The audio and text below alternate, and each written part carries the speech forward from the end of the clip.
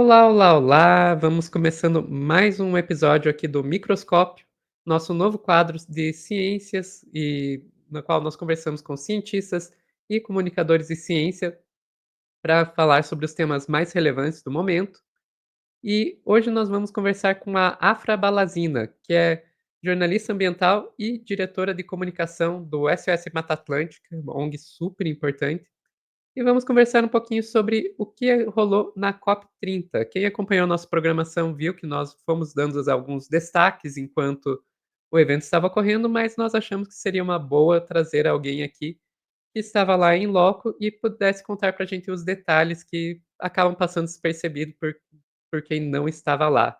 Sem mais delongas, vou trazer a Afra aqui para conversar com a gente. Bom dia, Afra. Muito Bom dia. obrigada começar aqui agradecendo pela sua disponibilidade para vir conversar. Eu sei que todos os jornalistas ambientais nesse momento estão na loucura escrevendo aí sobre o que aconteceu. A gente está gravando aqui no dia 3 de dezembro, quarta-feira. Eu agradeço muito por você ter dado um espacinho aí para a gente na sua agenda. Eu que agradeço, Sofia, o convite. Os jornalistas, ou eles ainda estão loucos escrevendo, ou eles estão doentes, viu? Porque muitos aí ficaram tão cansados depois que agora acho que a imunidade caiu, todos estão doentes. Eu imagino, eu imagino.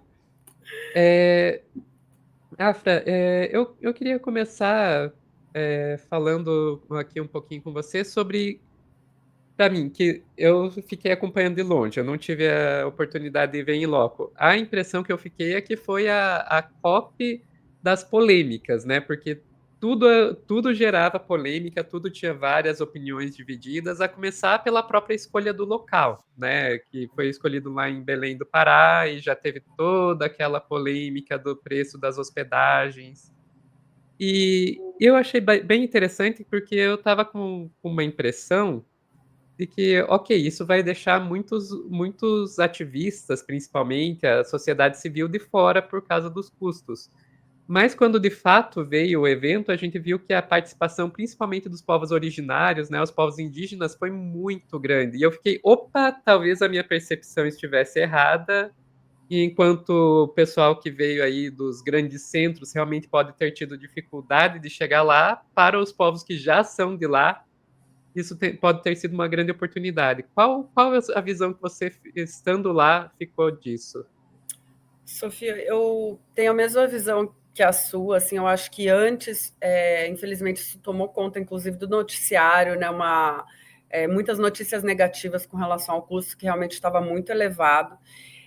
O que foi acontecendo com o tempo, com o passar do tempo, dos meses, é que foram feitos, por exemplo, alojamentos, então hospedagens que esses grupos puderam, né, se disponibilizar, tinha também um acampamento dos indígenas, e a gente está num país democrático, então, por exemplo, a marcha dos povos que aconteceu, a marcha, né, pelo clima, que aconteceu no sábado, no meio das 2 semanas da conferência, foi uma das, acho que foi a maior marcha que eu já vi de clima. Eu já fui a várias COPs, inclusive a de Copenhague chegou a ter 40 mil pessoas nas ruas, naquele frio gelado, né, de dezembro, em Copenhague, mas aqui no Brasil a gente superou isso, se fala entre 50 e 70 mil pessoas, e realmente tinha muita gente, era uma multidão, e assim, realmente essa diversidade, isso que foi bacana, muitos grupos de povos indígenas, afrodescendentes, populações ribeirinhas também, que tem muito na Amazônia. Então, a gente viu todo mundo lá tentando, né, passar sua mensagem, colocar suas questões prioritárias em relação às mudanças climáticas, aos impactos que eles já estão sentindo, né, por exemplo, as secas na Amazônia, que estão muito fortes, esses eventos extremos que cada vez vão ficar mais comuns, mais intensos. Então, como isso está impactando já essa população na ponta. Então, foi muito importante para trazer essa realidade. Os negociadores, eles ficam ali no espaço que é a Blue Zone, né? Só entra lá quem tem credencial. 300 indígenas tinham credenciais para entrar lá, então eles também estavam nesses espaços em que ocorriam as negociações, e também podiam tentar influenciar. Eu acho que teve uma grande participação da sociedade civil esse ano. Os brasileiros sempre vão em peso, mesmo quando é no exterior, né?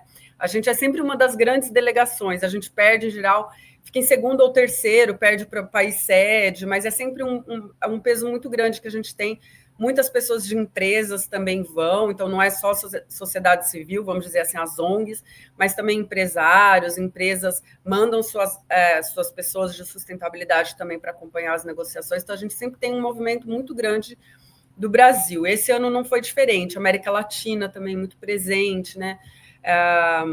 Organizações aqui, né, da América Latina. Então, foi muito legal de ver. Realmente não se confirmou aquela questão do risco, né, o medo do esvaziamento dessa COP. Realmente isso não aconteceu. E por parte dos países, né, a gente tem quase 200 países que negociam, que fazem parte, só os Estados Unidos que realmente não mandou delegação, não mandou sequer um representante. Mas todos os outros países mandaram. Pode ser que tenha sim, vindo menos pessoas, talvez, né? Assim, a delegação tenha vindo menor por conta dessas dificuldades logísticas, mas eles não deixaram de participar, o que foi muito importante. Perfeito, né, aí da sua fala já me levanta várias perguntas. Vou começar com a primeira delas. Você falou, Estados Unidos não veio, né, e isso, por um lado, a gente olha e pensa: "Ok, eles são um dos maiores emissores de dióxido de carbono e tal, então não ter a presença desse país é uma perda". Por outro lado, quando a gente vê a postura do governo Trump e pensando que a COP depende muito de ter consenso, que um país que se posicione contra já pode travar todas as negociações, o quanto que realmente é uma perda não ter tido os Estados Unidos como parte a delegação dos Estados Unidos como parte da COP? Aí eu acho que foi positivo eles não terem vindo, porque é como você falou, imagina, eles já iam atrapalhar demais vindo, assim, aí eles na verdade, no bastidor, assim, né, eles acabaram influenciando, de certa forma, eles influenciam muitos países árabes, os países árabes que têm muito petróleo, usam muito petróleo, vendem muito petróleo, faz parte da economia, então eles se juntam com os Estados Unidos, né, em muitos momentos, nesse sentido. Então, os Estados Unidos trabalhou um pouco no bastidor, de forma negativa, a meu ver, mas pelo menos não estava lá e não era um país que podia realmente impedir os consensos. No fim das contas, a gente teve consenso para fechar 29 textos, e se os Estados Unidos estivessem lá, provavelmente a gente não conseguiria esse consenso, né? Então, a perda que eu penso é anterior a isso, né? É o fato do país ter se retirado do Acordo de Paris e não participar mais, né, das reuniões, dos encontros da convenção. Mas como essa posição é muito clara, muito negacionista do presidente Trump, é melhor eles não estarem do que estarem a atrapalhar ainda mais, né? Os países que querem fazer alguma coisa. Perfeito. Quando você falou também sobre a presença dos indígenas, falou também da presença afrodescendentes e tal. Eu cheguei a ler, e eu confesso que eu não vi como que ficou o texto final. Eu cheguei a ler que chegou-se a discutir que seria a primeira vez que seriam citados afrodescendentes nos textos da COP. E isso é uma coisa que é bastante interessante pensando no contexto brasileiro, que é um contexto que agora começou-se a discutir pela primeira vez, né, o tal do racismo ambiental, que era algo que não se falava muito e que até quando foi trazido gerou um burburinho: "Nossa, mas existe isso?". E daí perguntando, pergunta sincera, porque eu realmente não vi. No texto final, foi citado os afrodescendentes e como que foi essa participação? Sei que a ministra Aniele Franco estava presente também, né. Sim, a ministra estava lá, eu vi ela em vários momentos, assim, muito atuante, né? Assim como a Janja participou, a ministra Aniele, a ministra da Cultura, a Margarete também estava por lá, além, claro, da Marina Silva, né, ministra do Meio Ambiente, e da Soninha Guajajara, dos povos originários. Então, assim, realmente, muitas mulheres, isso que foi muito bacana, né? Muitas mulheres Ótimo. representando nosso governo e tentando também trazer pontos positivos para esse debate, para esse acordo. E, assim, há muito tempo, sociedade civil, várias organizações, como o GLE10, tentam influenciar no sentido de colocar essa questão dos afrodescendentes de forma mais clara nos documentos. É uma questão de justiça, quando a gente fala de justiça climática, a gente tem que pensar que, assim, pensando nos países, não são todos os países que provocam, né, ou que historicamente provocaram a questão das mudanças climáticas, né, emitiram em grande quantidade, né, os gases de efeito estufa. E na verdade, quem sofre hoje os principais impactos são os países que menos contribuíram. Então, a gente tem já essa injustiça acontecendo na prática. Em relação às populações, são as populações vulneráveis que acabam sendo mais impactadas. Então, as populações aqui no caso do Brasil, por exemplo, que moram em morros, que moram em locais que já não são adequados para a gente ter habitação, que moram nas periferias, né? E com menor infraestrutura, e no caso brasileiro são as populações negras, as populações afrodescendentes. Então, é importante que isso tenha sido reconhecido nos textos, porque isso é uma questão de justiça, né? E daí a gente evitar o racismo ambiental que acontece já na prática, né? Em razão disso que a gente vê da nossa realidade. Mas então foi muito importante, foi uma vitória, houve uma comemoração muito grande. Mas o que a gente precisa agora é realmente que tudo que foi acordado no Acordo de Paris seja colocado em prática. Porque para a gente poder beneficiar daí essas pessoas, essas populações, também foram citadas as crianças, teve uma questão de gênero bem importante, então foi aprovado um programa também de gênero, porque as mulheres também são muito impactadas, as meninas são muito impactadas. Então, teve esse olhar que foi muito importante. Mas se a gente não avançar realmente para reduzir as emissões agora e para fazer a adaptação, essa justiça não vai chegar nessas populações. Então, não adianta estar lá escrito, é muito importante, é um passo enorme que foi dado, um avanço realmente, inclusive porque tem países que são contra. A gente viu na plenária final assim falando, não, mas questão de gênero, eu exijo que seja colocado homem e mulher. Então, coisas assim desse tipo. Então, mesmo coisas que a gente acha que são tão tranquilas numa negociação com tantos países, até o Vaticano se pronunciou nessa questão de gênero. Então, assim, é um Jura? país também, a gente esquece, né? É. Então, assim, coisas que a gente acha que são tranquilas, que são mais óbvias, que todo mundo vai entender que é uma questão de justiça, não é bem assim. Então, foi uma vitória, assim. Há muitos anos, realmente, a gente tem organizações, principalmente aqui do Brasil, trabalhando muito duro para que isso acontecesse. A gente tem o Alana em relação às crianças, né? E tem outras ONGs que estavam trabalhando muito, muitos movimentos ali dos afrodescendentes trabalhando firme. E entrando na negociação mesmo, influenciando os negociadores, em contato com essas pessoas que escrevem os textos. Então, foi um reconhecimento. A gente tinha já esse reconhecimento por parte das populações indígenas, isso já tinha entrado, né? Mas agora a gente teve esse avanço com a questão de gênero, das mulheres, meninas, e com a questão dos afrodescendentes. Então, sim, foi um ganho, foi uma vitória. Parece que é simples, mas é muito trabalhoso a gente conseguir que isso entre nos textos, sabe? Acaba sendo motivo de muita polêmica. Entendi. A gente já conversou aqui sobre a participação da sociedade civil, mas também se falou bastante sobre a participação dos lobistas, né? Que já são uma presença que em praticamente qualquer COP, né?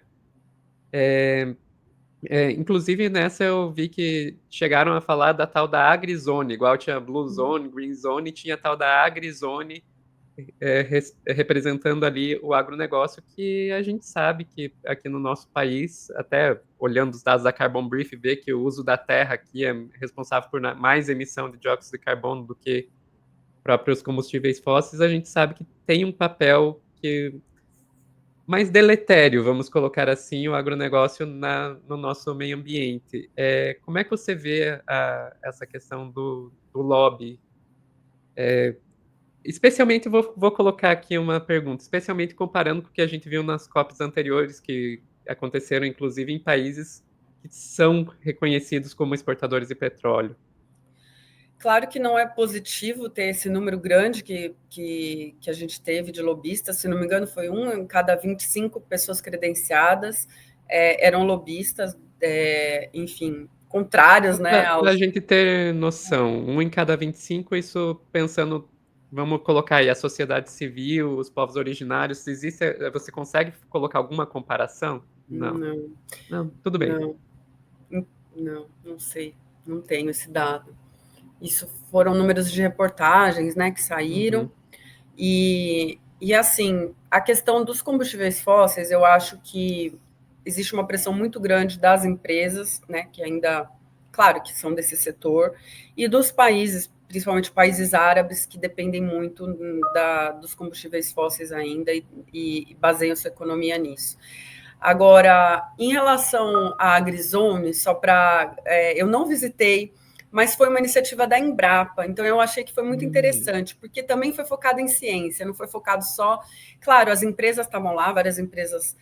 Não foi negacionismo, isso já não é uma foi. grande um grande avanço. Então, eles traziam soluções. Então, como melhorar o meu produto, como fazer minha produção com menos emissões, enfim, o que posso mudar, né, na produção para ser mais sustentável. Então, foi uma iniciativa da Embrapa, a meu ver, foi positivo. Ela foi bastante visitada.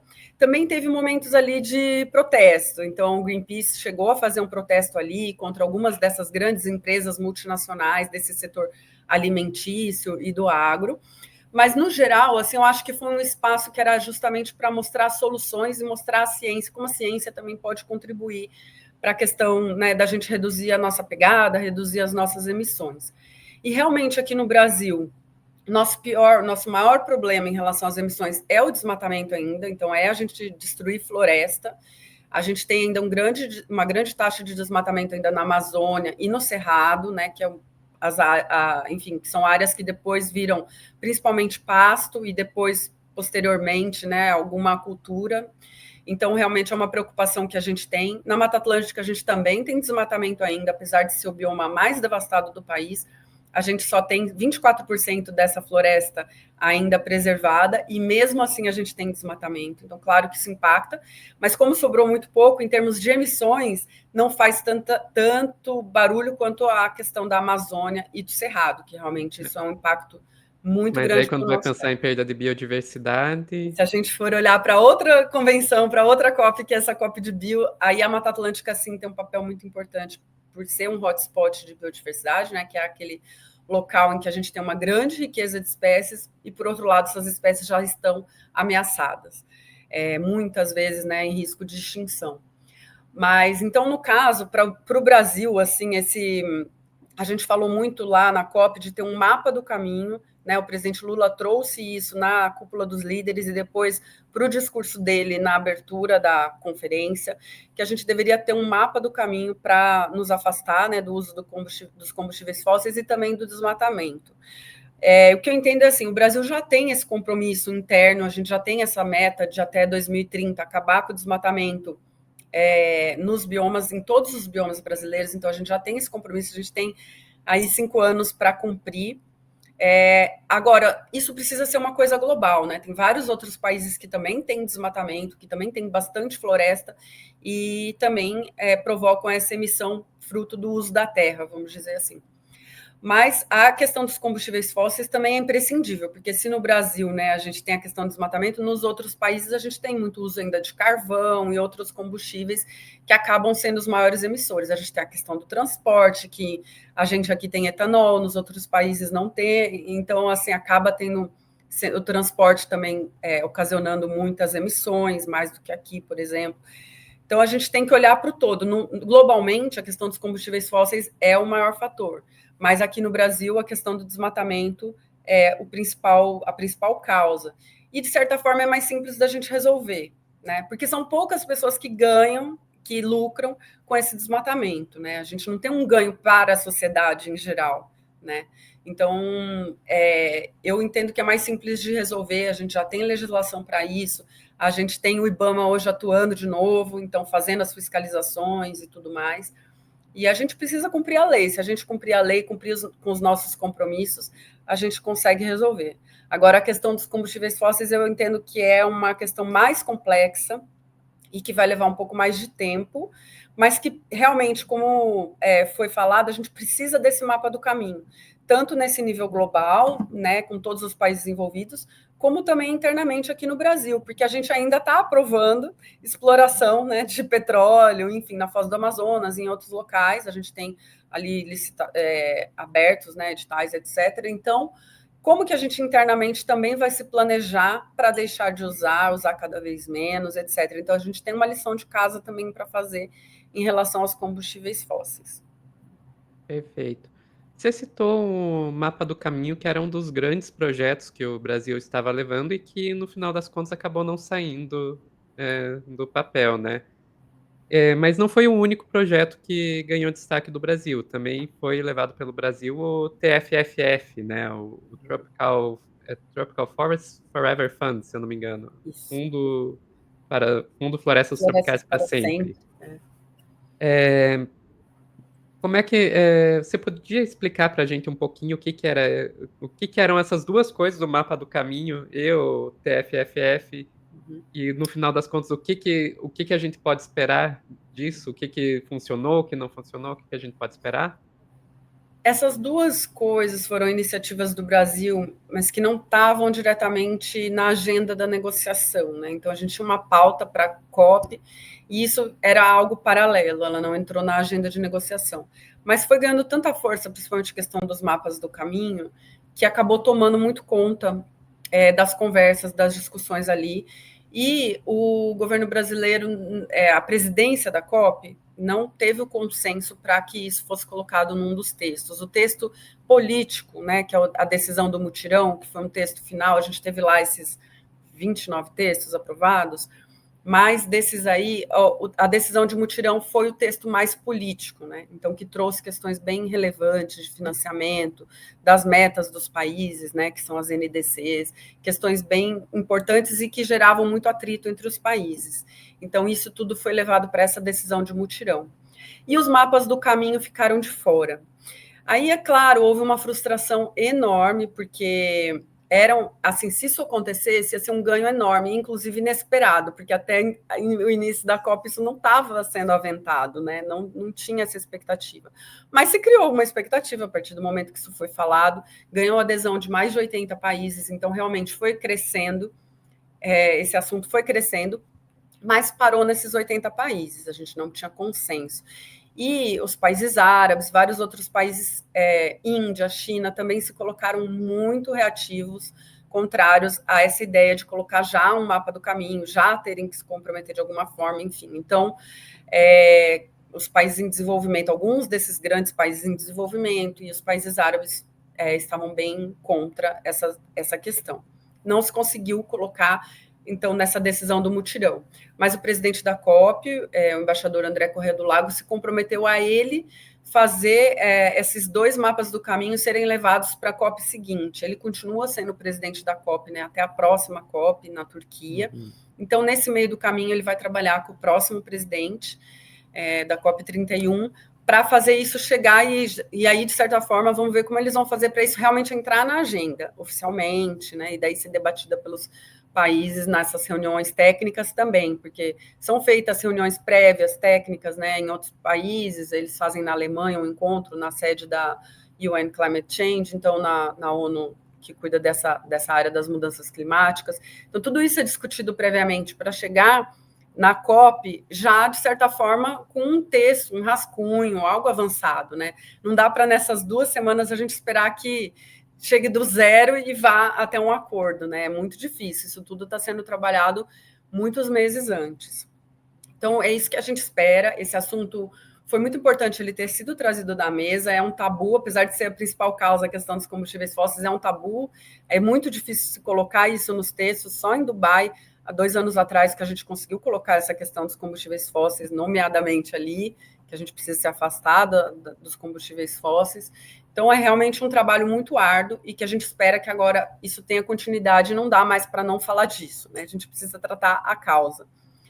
E com relação ao TFFF, então foi uma iniciativa também do Brasil, não só da ministra Marina Silva, mas também foi levada aí para muitos países com o ministro Haddad, né? Então foi visto com o olhar da economia também, da gente ter esse fundo, que ele não vai ser um fundo simplesmente assim que os países vão doar, mas eles vão ter um retorno financeiro desse fundo. É como um fundo de investimento que eu coloco lá meu dinheiro e eu quero ter um lucro com isso, né? Eu quero ter um retorno desse investimento. Então, a ideia é que os países que alocarem recursos no TFFF vão ter esse retorno.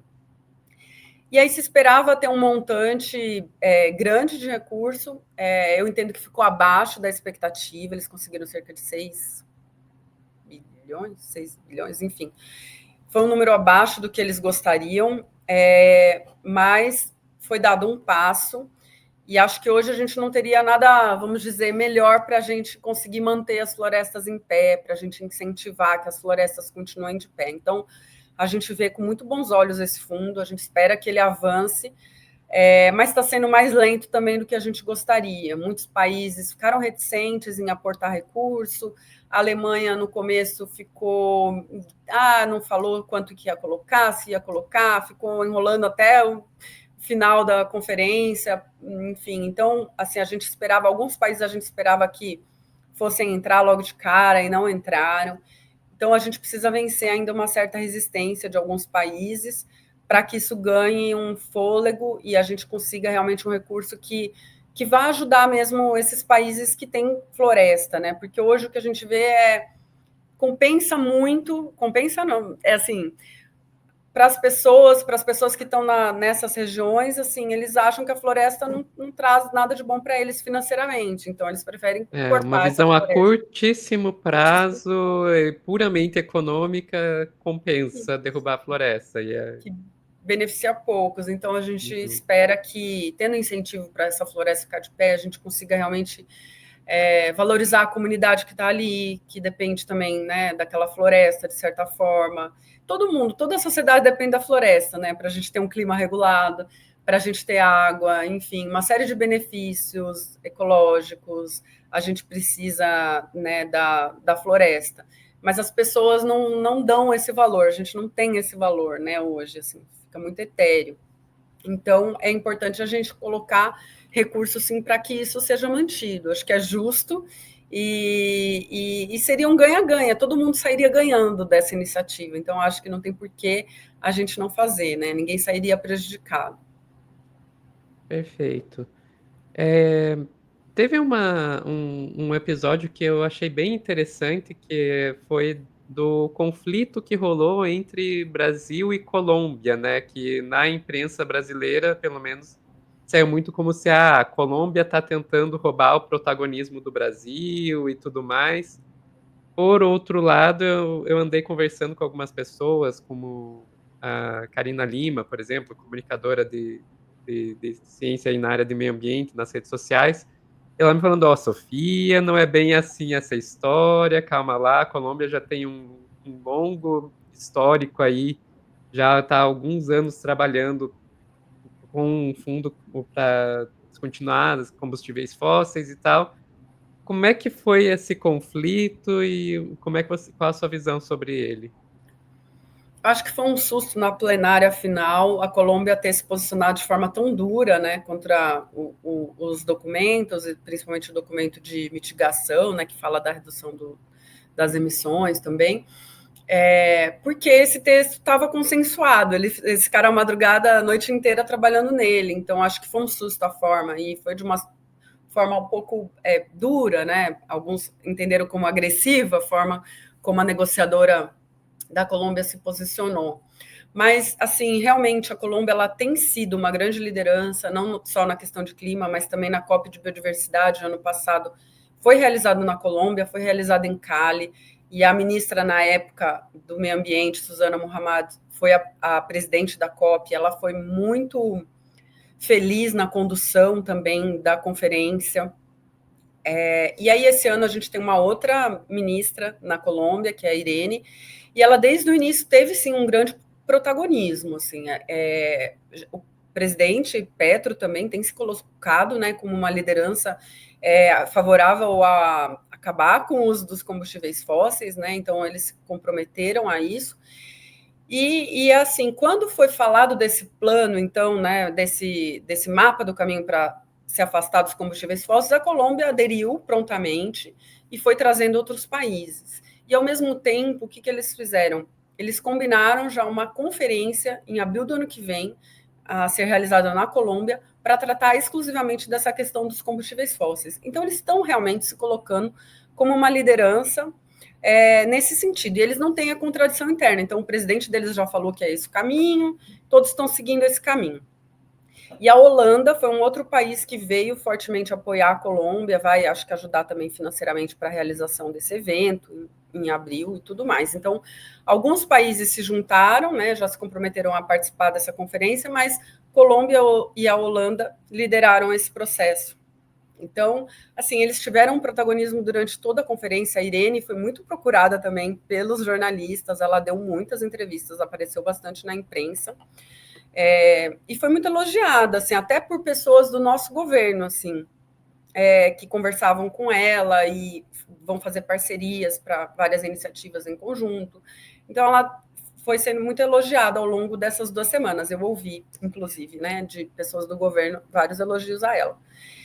Mas eu acho que o que causou espanto foi essa reação no final, assim. Então, na plenária final, todo mundo pronto para o presidente bater o martelo e acabar a conferência, veio essa questão, eles quiseram se posicionar, fazer uma fala na plenária muito crítica.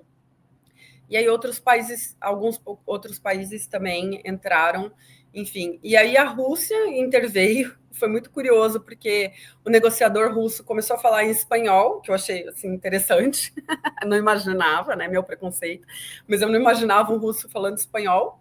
E ele começou a falar em espanhol e falou assim, inclusive com essas palavras: vocês estão sendo crianças, né, para os colombianos e tal, né? Vocês estão sendo muito crianças, imaturas, não sei o que e tal, né? E deu um puxão de orelha neles, porque isso tinha sido, os textos já estavam consensuados, enfim, já tinha, né, esse consenso, não tinha porquê ali. Mas eu entendo que eles quiseram realmente se posicionar e marcar esse território deles ali, como essa liderança contra o uso dos combustíveis fósseis. Então, eu acho que foi isso. Eu acho que a relação entre Colômbia e Brasil, países em si, governos, não ficou estremecida, não vai ficar estremecida por conta disso. Mas, claro que foi um balde de água fria. Assim, a gente via o presidente da COP já com um semblante assim, muito cansado, esgotado, né? E aí ter Ai, que não, lidar com mas isso essa nos agora. últimos, aí ficou 1 hora parada a sessão plenária para tentar se resolver esse impasse. E aí, no fim das contas, se conseguiu, isso foi aprovado, já tinha sido batido, na verdade, o martelo para a questão que eles estavam reclamando. Então, se fosse ver questão de procedimento, isso já estava aprovado, mas, enfim, em consideração, ele ainda abriu para essa conversa e tudo mais. E aí acabou se estendendo por cerca de 1 hora. E, assim, todo mundo cansado, esgotado, realmente. Mas, no fim, acho que isso não vai ser um problema e se tornar uma rixa, algo maior entre Brasil e Colômbia. Acho que os países, aliás, daqui para frente vão trabalhar cada vez mais juntos, eu entendo. Perfeito.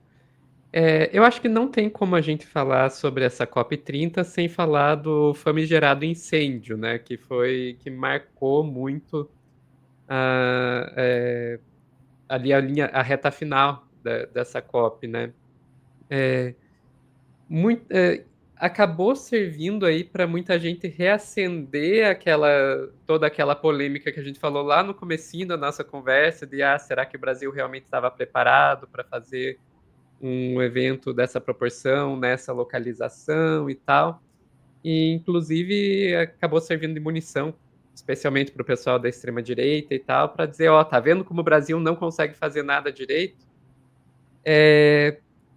Como que, como que você vê isso? Você acha que teve uma responsabilidade por parte da organização, ou isso é uma eventualidade que acontece nesses eventos? Existem casos parecidos eventos anteriores? Olha, eu acompanho as COPs desde a COP 14. Eu nunca vi algo desse tipo, um incêndio acontecer no centro de convenções, no espaço onde estava sendo realizadas as reuniões. Então, realmente foi um incidente muito triste. A gente ficou muito chateado. Não, não teve feridos mais graves, mas a gente teve 19 pessoas que foram internadas por conta de inalar a fumaça, e outras 2 pessoas que também tiveram acompanhamento médico por conta de ansiedade. Várias pessoas ficaram muito nervosas, né, preocupadas. Enfim, claro que isso impactou também a negociação, porque ficaram várias horas sem poder entrar lá no centro de convenção. Foi feita uma evacuação, todo mundo saiu, inclusive os jornalistas, às vezes saíram sem o computador, deixaram tudo lá. Depois tiveram que ficar esperando uma autorização para poder entrar e buscar seus pertences, né? É uma situação muito chata, muito desagradável. E o dano poderia ter sido muito maior, inclusive em vidas, ainda bem que a gente não chegou a isso. A reação foi rápida, a gente teve lá os brigadistas, pessoas que rapidamente pegaram os extintores, ainda bem, isso tinha em todo lugar extintor, eu via bastante. E isso foi contido rapidamente. Se não me engano, em 6 minutos eles contiveram esse fogo, não se alastrou.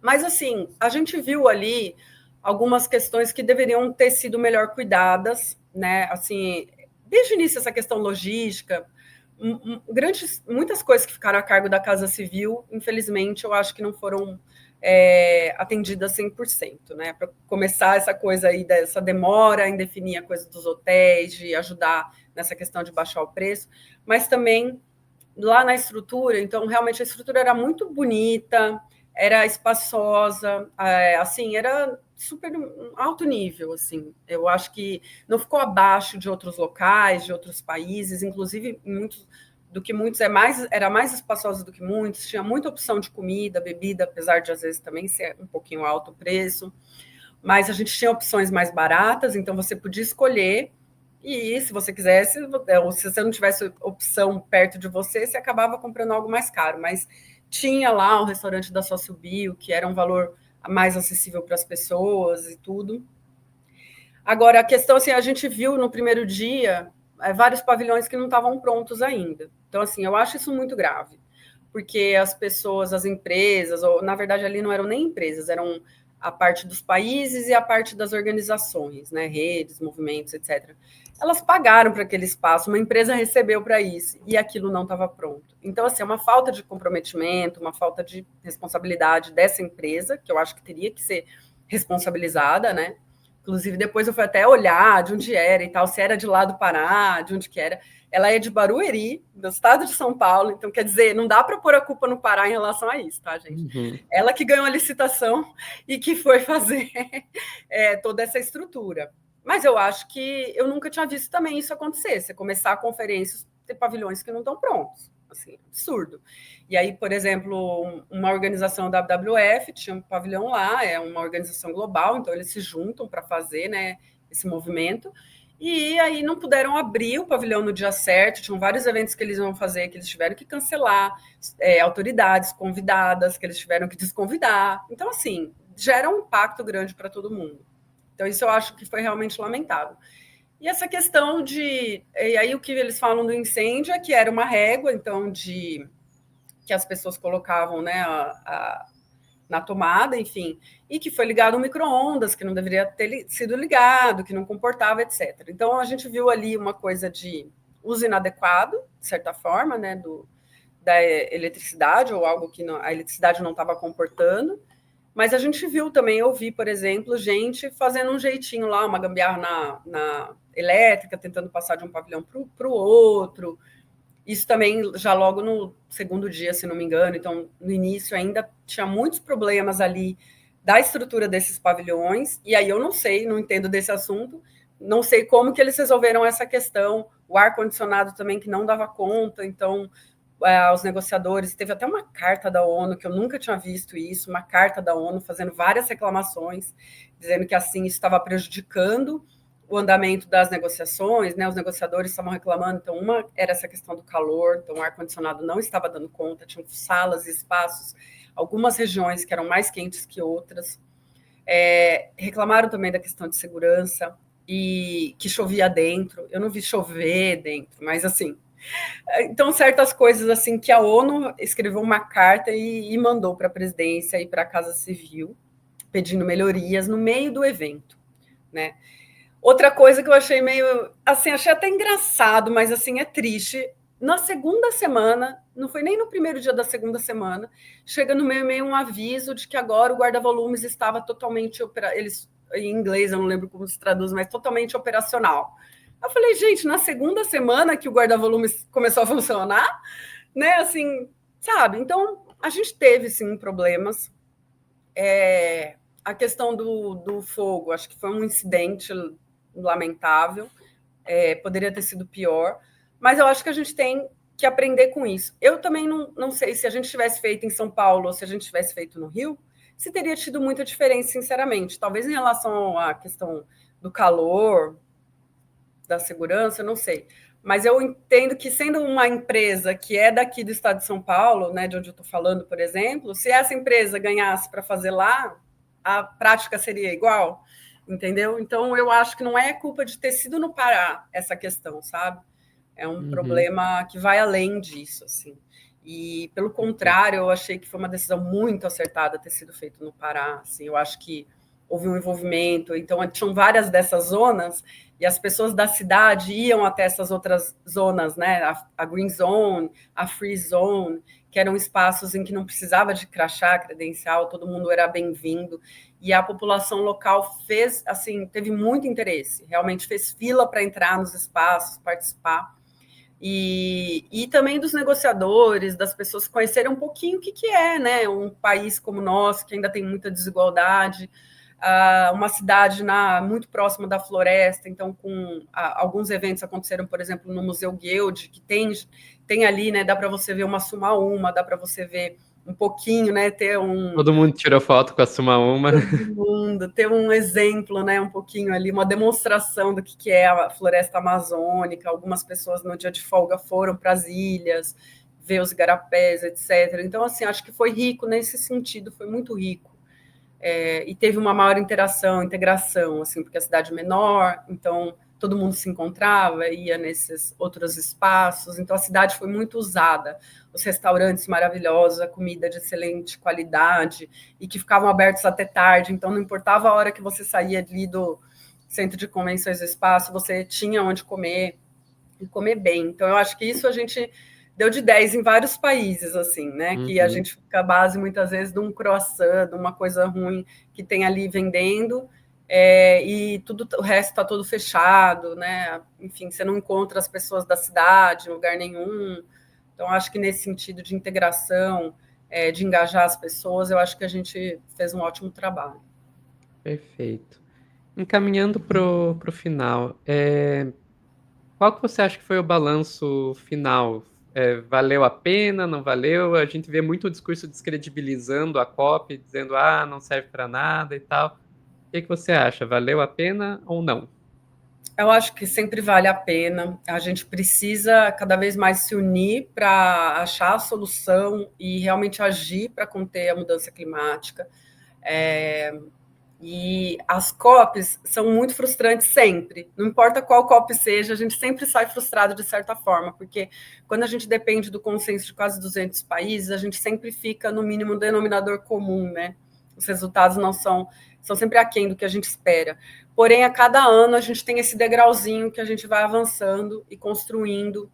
E a gente completou 10 anos do Acordo de Paris. Se a gente não tivesse esse acordo, a gente estaria caminhando para um aumento da temperatura de 4,6 graus, uma coisa absurda. E com o Acordo de A Paris... extinção, praticamente, né? Pois é um absurdo, né? Inimaginável.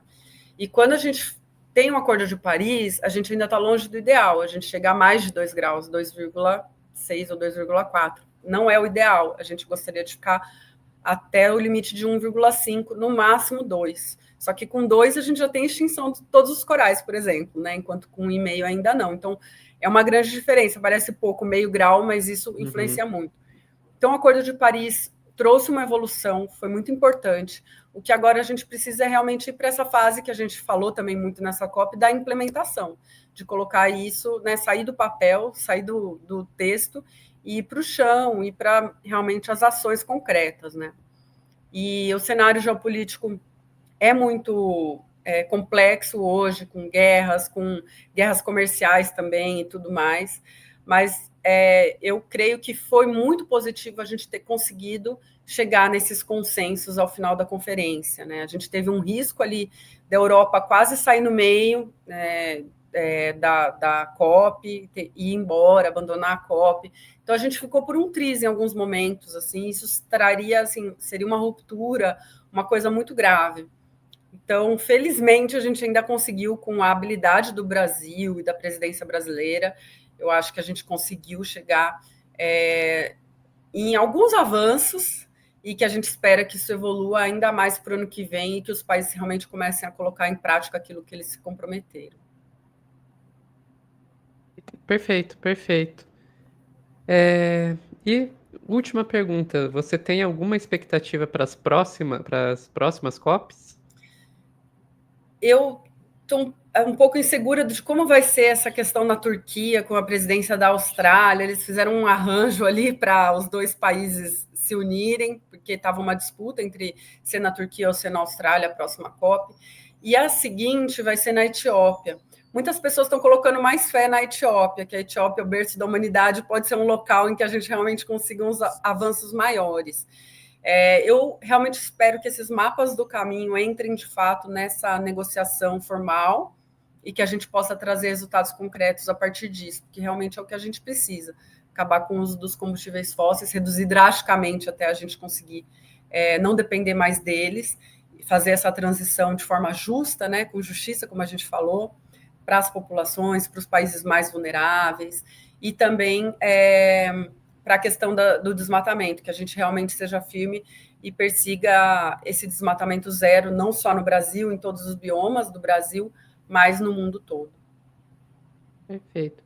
Tem alguma coisa que você gostaria de falar que eu não perguntei?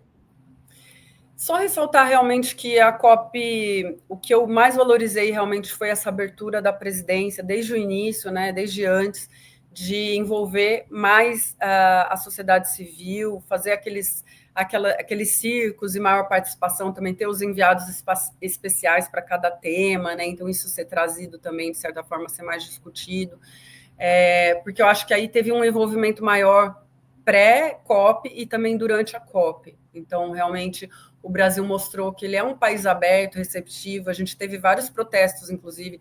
Teve protesto contra o governador do Pará, teve protesto contra o governo federal, e isso, de certa forma, transcorreu, na maioria das vezes, bem, em paz, enfim, sem ninguém sair machucado, enfim.